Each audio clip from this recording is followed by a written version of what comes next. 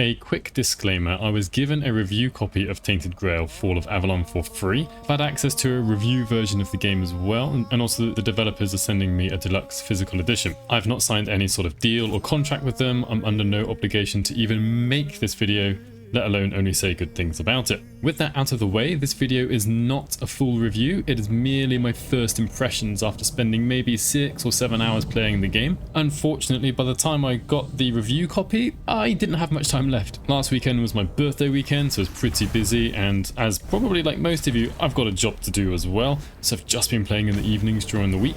I have actually already covered this game before in early access and gave a review then, not too long ago to be fair, and now structurally within the game not much has changed, but I will say the game does feel more polished now.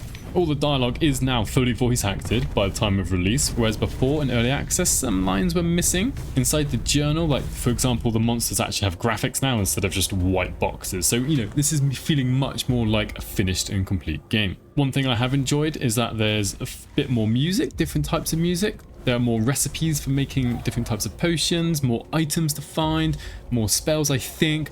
I will say I didn't know everything during early access. I haven't played it too much, so perhaps I just missed these things the first time around, but quite a bit of it feels new. I have seen some people describe this game as maybe Souls-like, and I kind of want to push back on that a bit.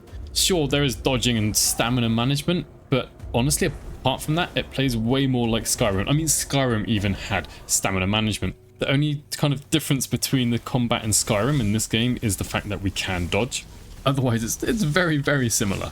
During early access, there was only the first-person perspective. There is the third-person perspective now. One thing I don't like about the third-person perspective is that if you look down, your character looks down, but I kind of feel like I'm looking like a hunchback. I don't like seeing my character kind of look like that and be modeled like that. So I've generally gone back to being first-person. I'm not going to review every single thing because I don't want to repeat too much that I already put in my other video. But we've got our combat, we've got the same sort of spell casting, same type of looting and questing as kind of Elder Scrolls as well. Now, whether you think that's good or bad, that's really up to your taste. I like it. I loved Skyrim.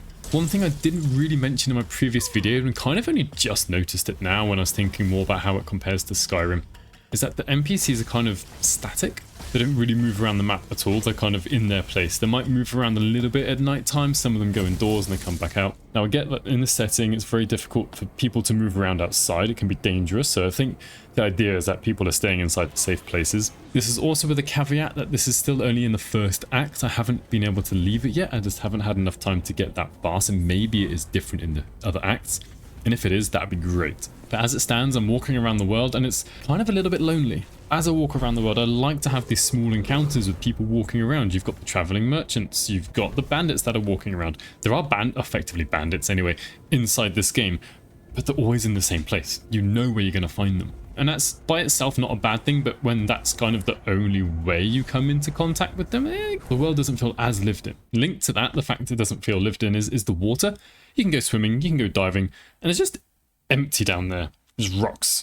There's no plants, there are no fish, there are nothing to attack you, which might be a good thing in a way. Now, there is a bit of exploration to do in the water, and that's nice, but there's just nothing else to see. It's kind of really a bit boring, if I'm honest. I would have liked it if there was something a bit extra inside the water. And again, this is just in Act 1. Outside of the first area, maybe it's different, and I would change my mind.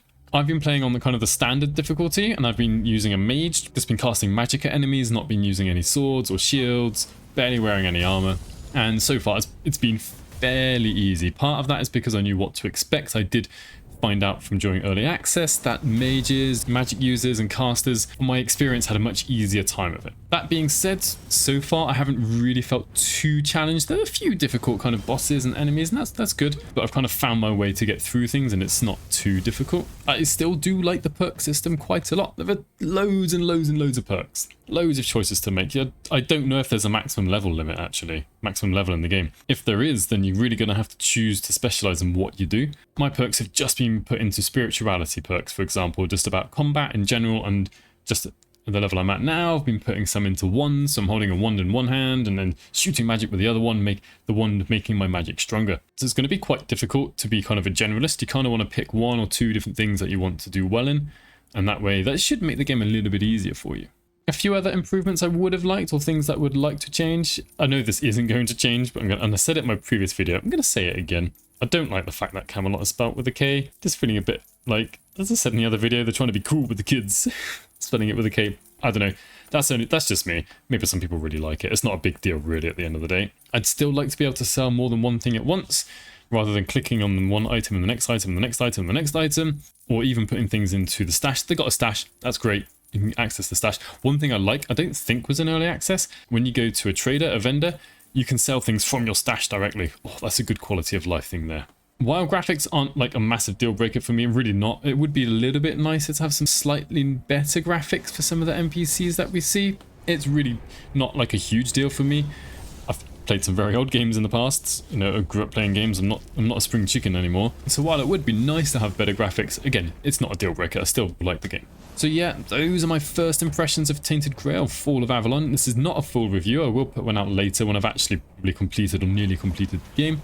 Definitely not really my final thoughts, because things might change. I've not seen the other acts, so I've only really scratched the surface. Yeah, I've not even left the first main area yet.